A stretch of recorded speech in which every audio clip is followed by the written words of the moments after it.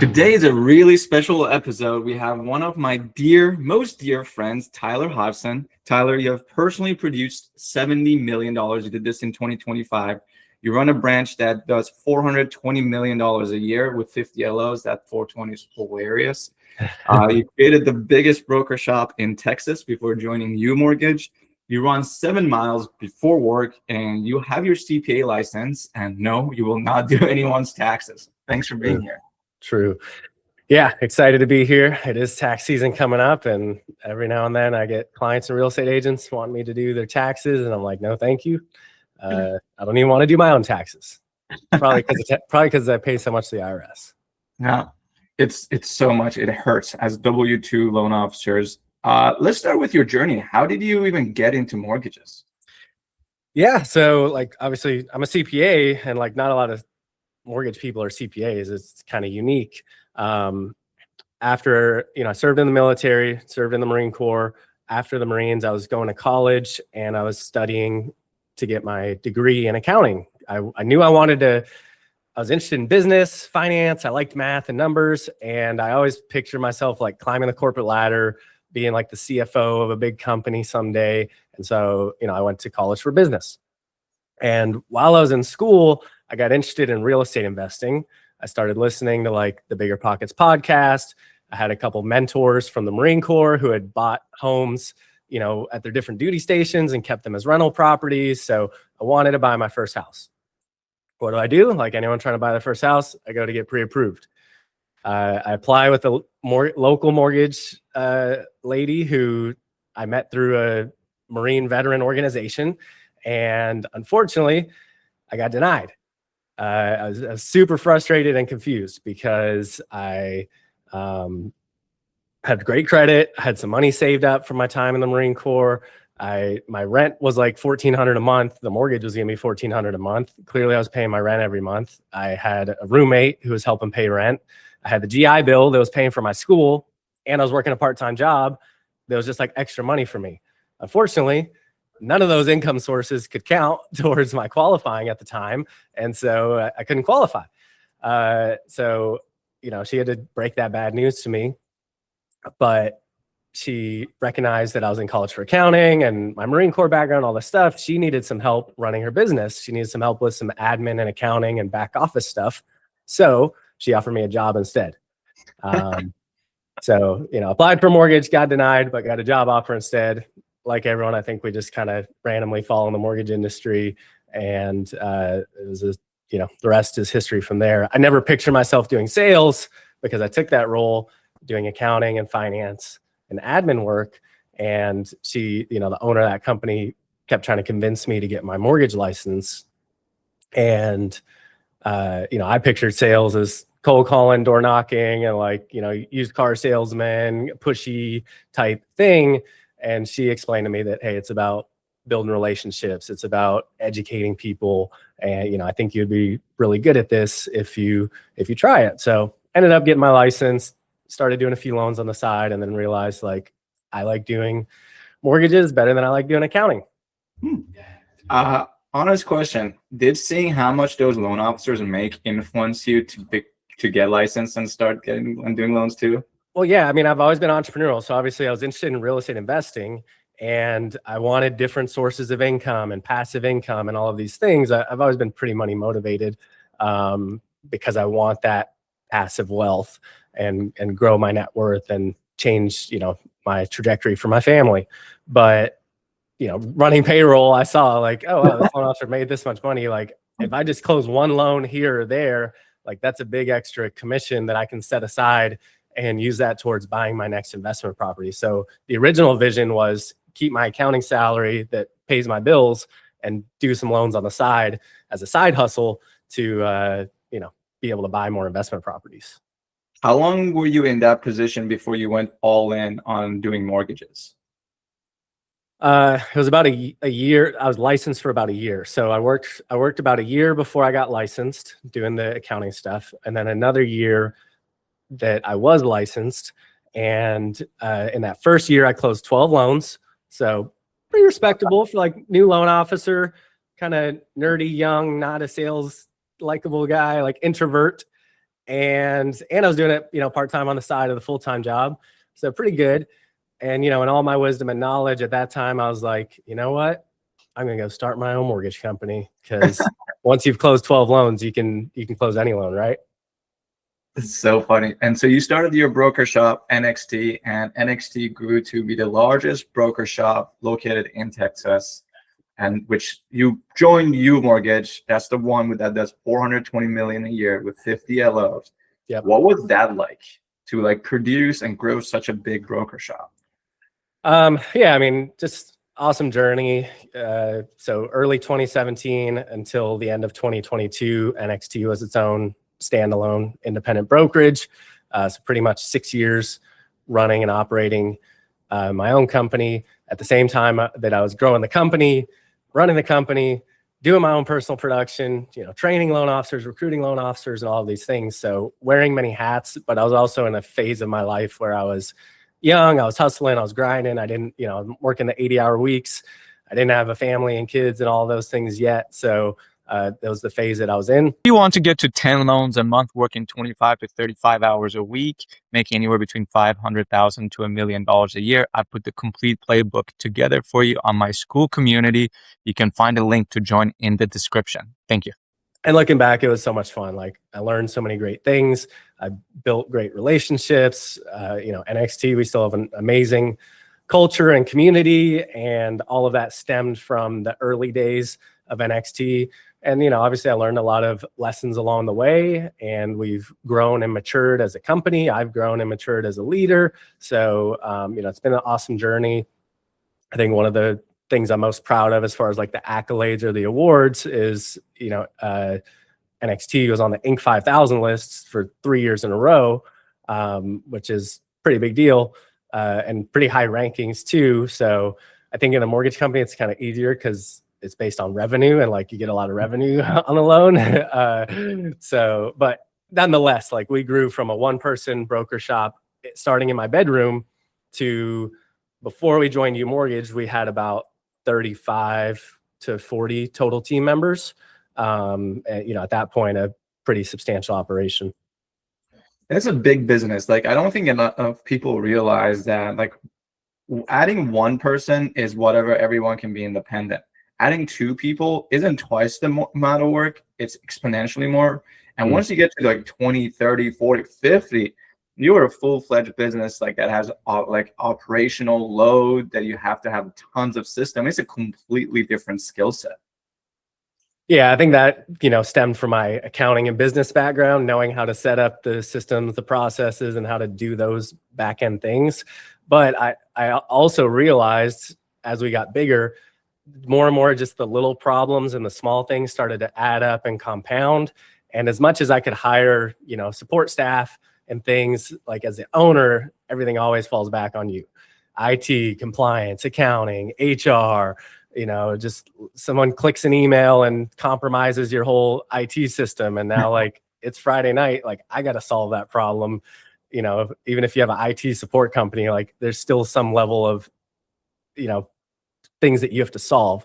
So that was part of the reasoning for merging in with a bigger company, joining U Mortgage, taking some of that, the corporate business side of things off of my plate, so I could focus on my highest and best use of my own personal production and recruiting and training and coaching and, building the team, because, growing revenue is always a higher return on your time than, maybe the operational things in the business. That's 100% true. And that goes for any loan officer at any size. Like, money generating activities is the best use of our time. I want to talk about your personal production and how you started to get loans and how you get loans right now. Oh man, I when I look back, if I started over now, I would do things so differently, because, like, now I feel like I've got a sales playbook, I've got a blueprint, I know the things to do, and, like, I would just do it. Back then, I feel like I just kind of got lucky. Like, I know I didn't just get lucky. Like, I hustled, I worked hard, I grinded, but I wasn't, like, doing a lot of prospecting. I wasn't doing I'd do a couple open houses here or there. I would connect with a couple agents and try to have some coffee meetings, but I didn't really have a process I followed. And, luckily I met a couple other real estate agents who were young in their career, who were hustlers and go-getters. And we kind of grew together 2017, 2018, 2019. And then we got the COVID boom, 2020, 2021, rates are dropping, refis. So like my production just kept pretty much doubling every year in those first few years. So I was doing something right. It's just like, I didn't really know. And now in the last couple of years, I've kind of, like everybody, I had to rebuild my business. Like 2022, things went down. 2023, things went down. I transitioned companies and, kind of got away from my personal production. But by the end of 2023, as you know, like us working together on Level Up Coaching, like I had to go back and focus on my personal production and really learn the things to build a successful loan officer business and learn the sales skills. So, if I could, it would be awesome to just start over with everything I know now, but obviously everybody who's experienced says that. There's two stories that really stand out. But first, like just for people listening, Level Up was the coaching program that Tyler and I created at NXT Mortgage. We coached, I think overall about 200 loan officers, 120 at any given time. Yep. And on average, our loan officers doubled their business every 3 months. So the playbook Tyler is talking about is the playbook that we created for Level Up. And the story that always makes me crack up is like how you met your best realtor on Bigger Pockets, and you guys just grew together. And like you're like, I just like wanted to save my money, and he didn't, and it was great for me because he was so motivated to go get more deals. And I don't know why that cracked me up. And then you introduced me to the realtor vintage years. I don't know if you still use that. Oh yeah. Can you explain what that is? Yeah, so kind of like bottles of wine. Like you've got the Cabernet, whatever, 2022, and you got the Malbec, this 2018. I don't drink wine, so I don't know like what good wines are or not. But I do the same thing with my realtors, and I classify them based on the year that my relationship started with them and when we started doing business together. And every year I look back, like how many new realtors did I add this year? And then how much of my business this year came from those agents in those different vintage years, essentially. And it's interesting because when I look at my 2024 production, my 2025 production, a lot of newer loan officers think that a loan officer like me who did 70 million last year, oh, well, yeah, he's been in the business for 10 years. So that's probably all, he's known these agents since 2017, 2018, 2019.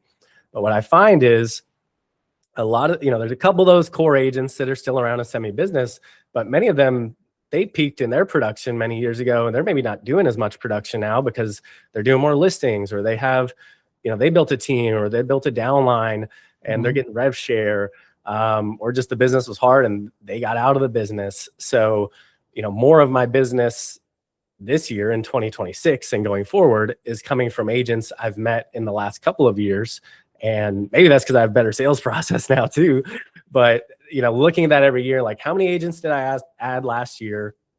How much production did I get from all my past agents? And like, that's my benchmark to beat the next year. So in 2026, I want to gain more agents in 2026. And I want to get more business from my 2025 agents this year than I did last year. I want to get more business from my 2024 agents this year than I did last year. Like, each of those classes or years, can I like get a little bit more from each of them?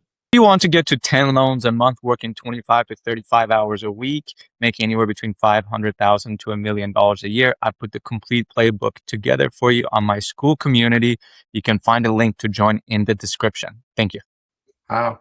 It's actually a really smart way of looking at it. And it also kind of gamifies the process and makes it clear that like you actually have to replace your referral partners. Like, I don't think enough of us realize that like we kind of know it, but we don't realize how much it impacts our business. Like our referral partners, their business impacts us. Some stop, some start working with other people, some just need a break, whatever it is. So we always have to replenish our book of referral partners, and it's a process. What is your sales process? For what? For getting referral partners. For getting referral partners. All right. Yeah. Like there's different sales process, right? Getting referral partners, past clients, borrower conversations. So yeah, getting new referral partners. To me, it's three primary things. Number one is cold calling, prospecting, getting meetings with agents. Number two is triangle of trust. So referrals from existing agents or referrals from title companies, trying to get those warm connections. And number three, which kind of also covers the first two, is social media, sphere of influence. I'd say social media is probably my biggest and my number one. The other two I use to backfill, because now where I'm at in my business, it's easier. But if I was starting newer, I would start with number one. And all of our LOs who come on board, I coach them on this. And to me, it's like, there's some people out there and some coaching programs out there, and sometimes they say like, oh yeah, you know, everyone's calling the same agents. You don't need to call agents. Do a webinar, do, you know, social media, do call financial advisors. Like, all those are great strategies too. But to me, like, cold calling agents hasn't failed for me yet. And every loan officer I've seen who's like stuck to it, same thing with open house strategy. Like, the results are there with the consistency. And if you actually are following that process, the people who don't like cold calling the agents are the ones who probably aren't following a process. They're not being consistent with it. And so they're really not getting the results. But it's, to me, it's the highest and best opportunity. Like, if you're calling an agent, and especially calling agents that are doing production, like, there is business to be given to you. So if I can convert them, like, I'm guaranteed some deals very, very quickly. Yeah, I think like the cold call, I know a lot of people that pride themselves in never cold calling. I personally built my business off of purely cold calling. So there's a million different ways to get business. There's no one right way. There really isn't. Like, even like when we look at your business right now, because it's about understanding like what is your strength. Like, you are one of the best people I've seen on social media. So you use that as your primary lever and you backfill with whatever needed. Cold calling is true and tested, probably has the lowest barrier for entry. That's why it works for most people. Yep. But it can be anything. Yeah, there's a quote I like to share from Atomic Habits, and I think it's from Atomic Habits. Anyways, it talks about explore and exploit. So 80% of your time, or sorry, you explore, try this, try that, try that, try that. Once you find something that you're good at and it makes you money and you like doing it, like, it kind of needs to do all three of those things, then you exploit that one thing. And 80% of your time should go into the thing that you're exploiting, but you still need to keep 20% of your time exploring and doing some of the other things, because that might become your new thing. And, you know, just to keep yourself well-rounded. So for me, like, right now, 80% is like social media. My other 20% is some cold calling, some triangle of trust, you know, doing some classes or some presentations for agents, you know, and some of those other sources as well. Yeah. And just for people listening, everything that Tyler is saying, I'm going to create like a guide and put it on the school community. The link will be in here. Is that okay, Tyler? If like everything you teach here, I just put in a one pager? Just send me my royalties. You'll get your royal. Actually, I will send you royalties. That's so funny. I want 50%. 40%. That's the standard. Ideal. But what is you taught the social media, and you have a particular way you approach social media. What is that? Well, social media, there's two types of social media. So let's first distinguish that. The type of social media that I do is sphere of influence. It's brand building and my existing connections. So the platforms that are best for that, in my opinion right now, is Facebook and Instagram, especially like Instagram stories, and a little bit of LinkedIn. Like, if some of your target audience is on LinkedIn. For the typical loan officer, maybe not. The other side of social media is consumer direct, gaining new prospects. And that's when you're doing more reels, videos, TikTok, and like, you're trying to find people who aren't in your current sphere of influence. That's a totally separate thing. That's trying to go viral. That's trying to gain followers. Like, I'm not good at that, honestly. So that's not my side of social media. Mine is my sphere. So that's why I'm connecting with every real estate agent, every loan officer, every industry professional. I'm adding them to my audience by adding them as friends. And then I'm essentially, you know, intentionally interacting and building my brand on social media. And two ways you do that. Number one, a lot of people focus on content. Hey, create more content. You got to post every day, post 3 times a day, whatever it is, more videos, all this kind of stuff. More content is one piece of it. The second piece of it is actually engaging and interacting with your audience. So you can't just post and ghost. I got my branch manager, my coach told me I got to go post more on social media. So I got to think of some content. Here's a post. I post it, and then like, boom, they're gone. You got to stay on social media. You got to interact and engage with your audience. The more you comment on their things, number one, you get to know them better. Number two, they start to see your things pop up more. The algorithm likes that. And you're going to start building this relationship with people on social media where now, like, I mean, they get to know you better. That's what this business is all about, building relationships with the right people. So, content and engagement, 2-part strategy. Then it's about like, how are you efficient with these things? What kind of content are you posting? Nash Paradise, one of my business partners, he likes to talk about 70, 20, 10. 70% you should post about who you are, and 20% should be what you do, and 10% should be that you're good at it.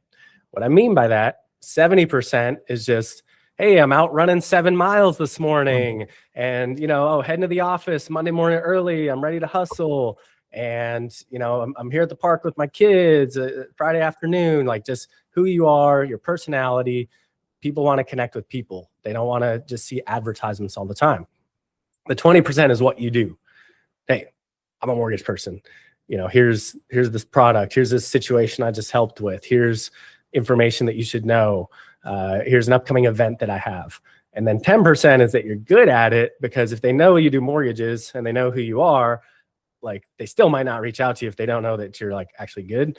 So that's when sharing some accolades or awards or, wins, like, hey, I got clear to close in 3 days. Like, a lot of people share those graphics, but something that validates your credibility. So that's kind of a good framework of the types of content you can post. And I've got a whole class where I dive deep into the different types of posts and examples and stuff, but obviously not for this format. Yeah. I want to go back with making the distinction between the two social medias, one the Sphere, one the pure lead generation going viral. Yep. Does Nash's model work for the Sphere, or does it work for both? Nash's model is for the Sphere. Yeah, 70, 20, 10 definitely works for the Sphere.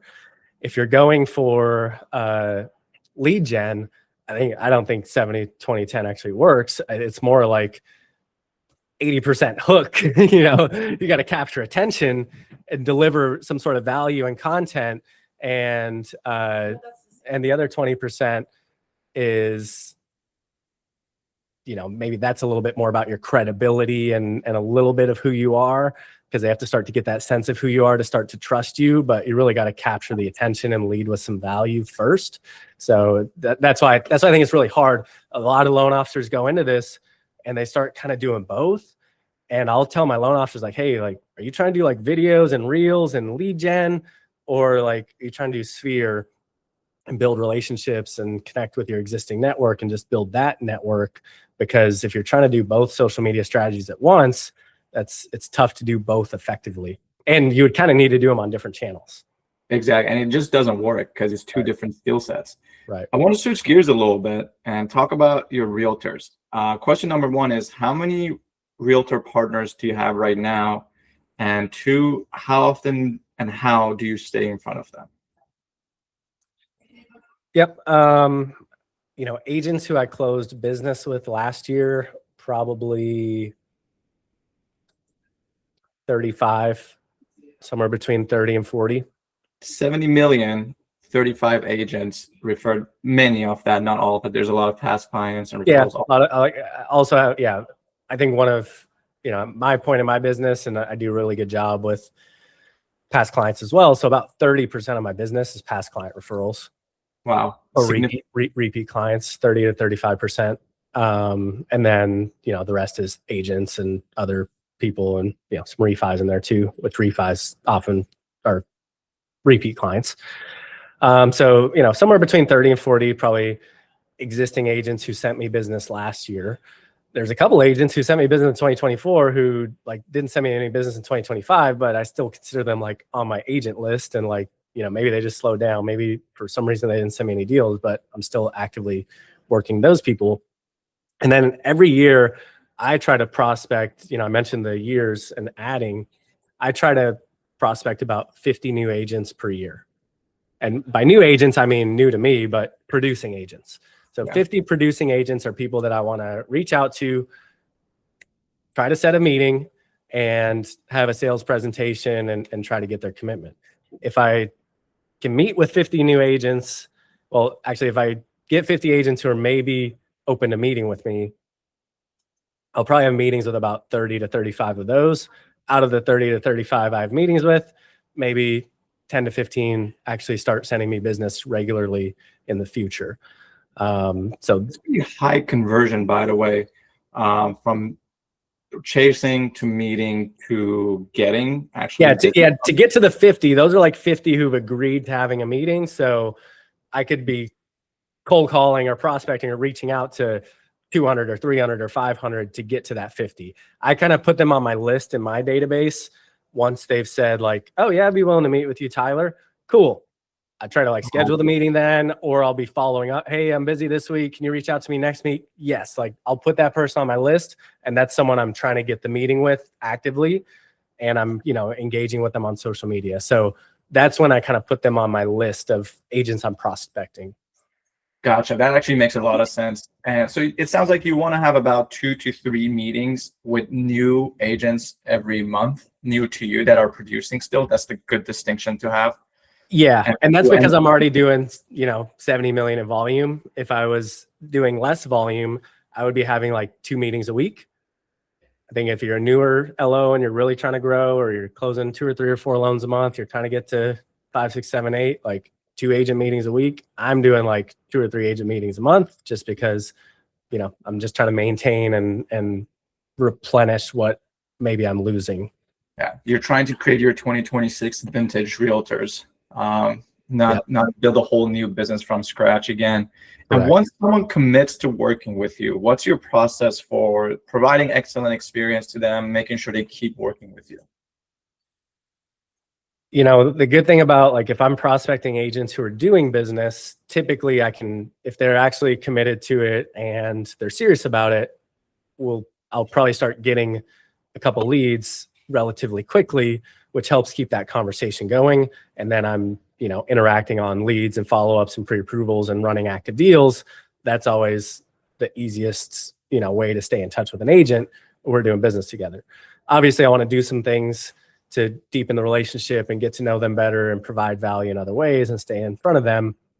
If I get that commitment, I've had that meeting and they're not sending me business yet, then I have to obviously find other ways to stay in front of them and stay top of mind until they do start sending me a lead, or write me alone or leave me alone, right? So,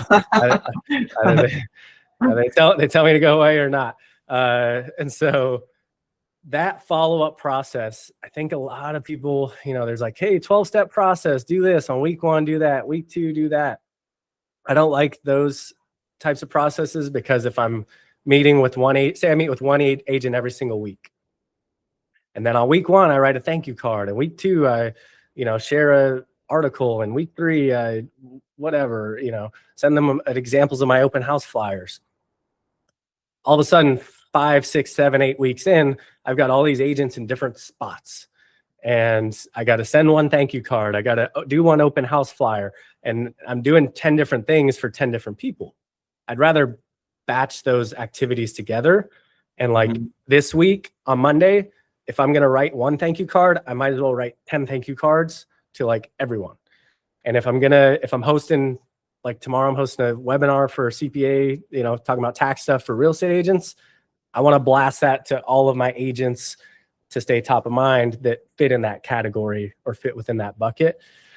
So I try to find ways to stay top of mind where I can do it in bulk and I'm doing it to like 20 or 30 or 40 people. I mean, I'm not building out a massive CRM with automation and text blasts that go out to 1,000 real estate agents and email newsletter and all this complex stuff.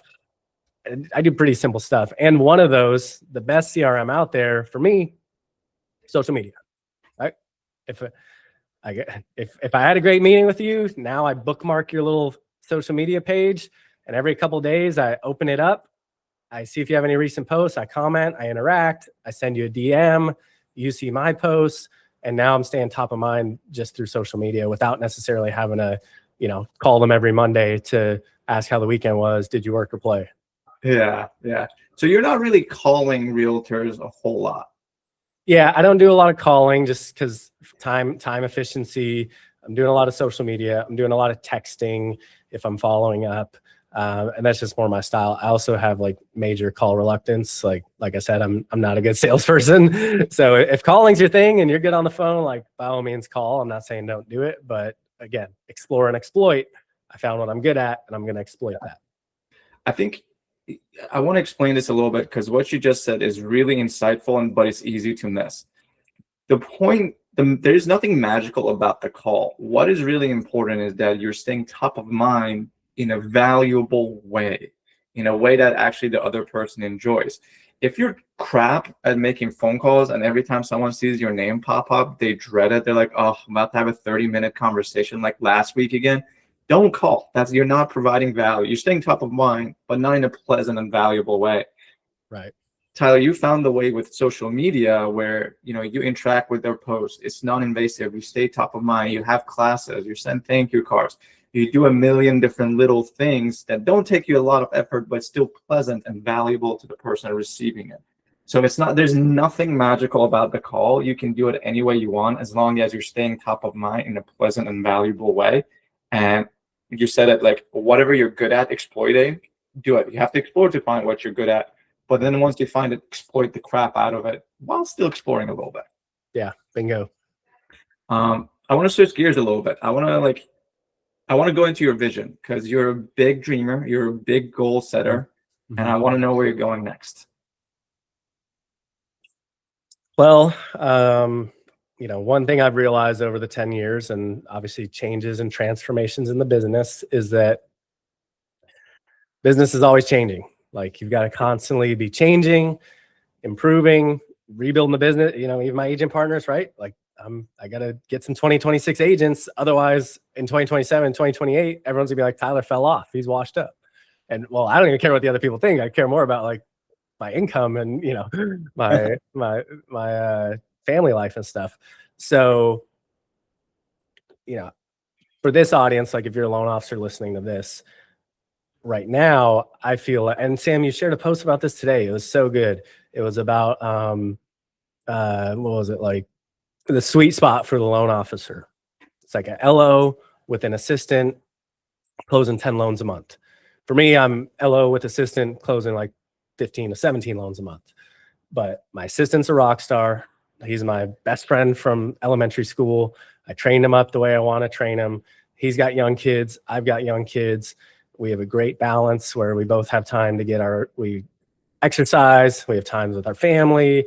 We manage the pipeline very well. And the amount of money, the production we do is a great amount of money for him and for me. So I'm in a spot where I want to maintain this level of production. I don't want to go be a 100, 120, $150 million personal production. I just don't have the desire the extra complexity that would bring, because I would have to hire a second assistant, and a third assistant. Now you got to run that team dynamic, changes things up a little bit. It's always a big transition for a loan officer when you first add that assistant, and now you're trying to like, how do I get them to interact with my agents and with my clients, but I still keep my relationships? So that's a tough transition, but I think it's an even tougher transition if you're turning it into a team where you got 2, 3, 4 people in a personal production team. There's a couple big producers out there who do it and they do it really well, and like kudos to them. That becomes a very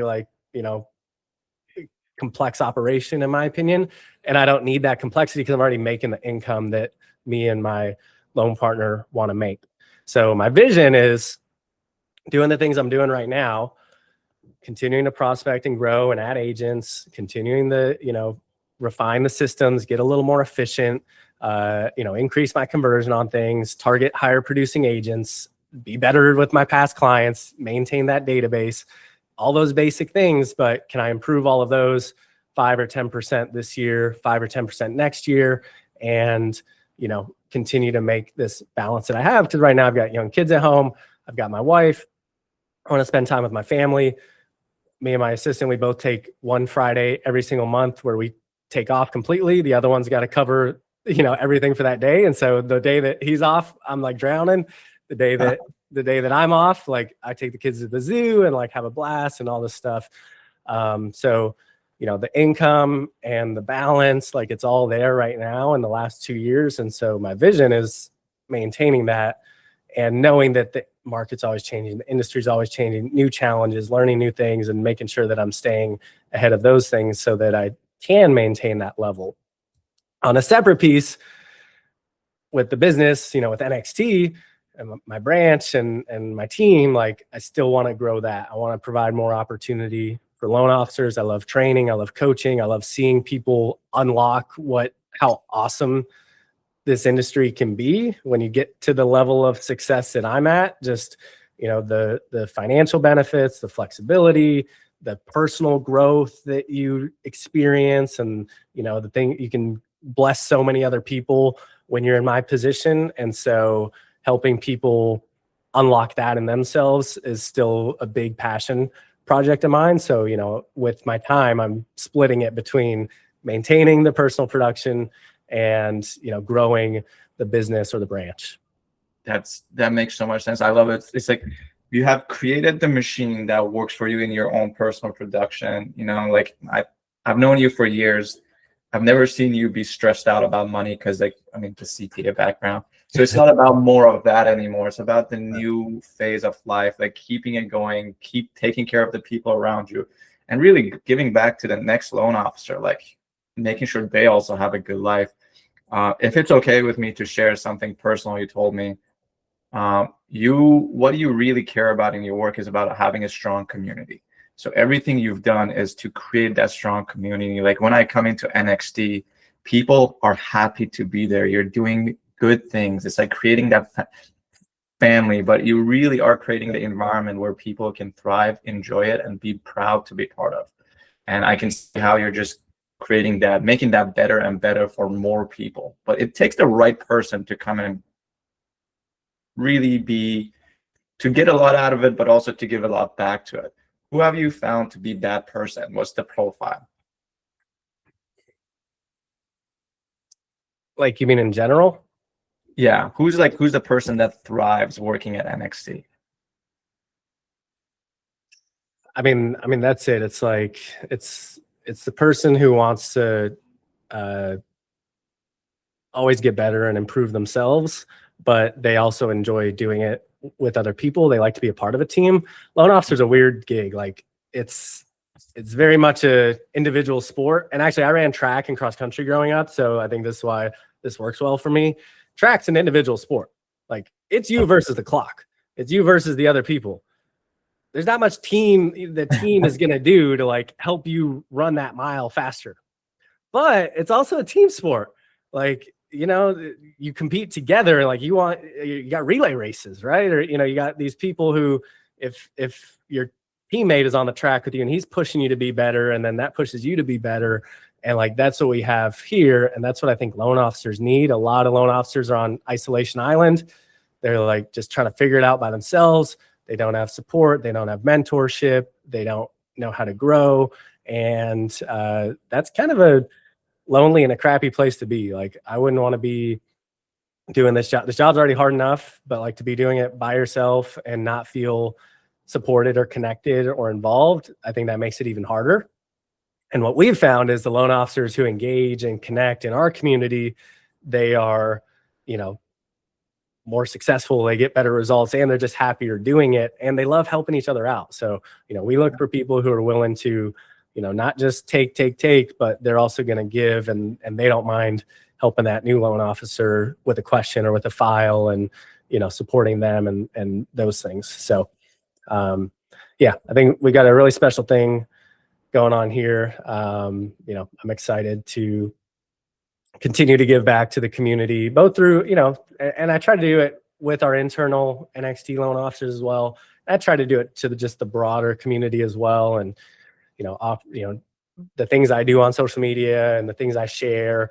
And, you know, we've done some workshops and trainings at my office for outside loan officers, you know, going and speaking and going to different industry events and stuff. So like, I like to be connected with loan officers and meet great people. And just, I think I love doing the job. So I love being around other people doing it as well. And especially other people who are positive about it. Yeah, that's beautiful. Thanks, Tyler. Can loan officers reach out to you? Of course, connect with me on social media is probably the best place to find me. My handle is Chief Loan Officer. I think that's on Instagram and Facebook, so you can find me there. Such a good handle. Amazing. I just bought the domain last week. I was like, why don't I have this domain yet? Yeah. So Wow, if you go to chiefloanofficer.com, there's nothing there yet. But sooner or later, I'm going to link that out to something else that's important. That's so good. Tyler, thanks so much for being here. All right. Thanks, Sam.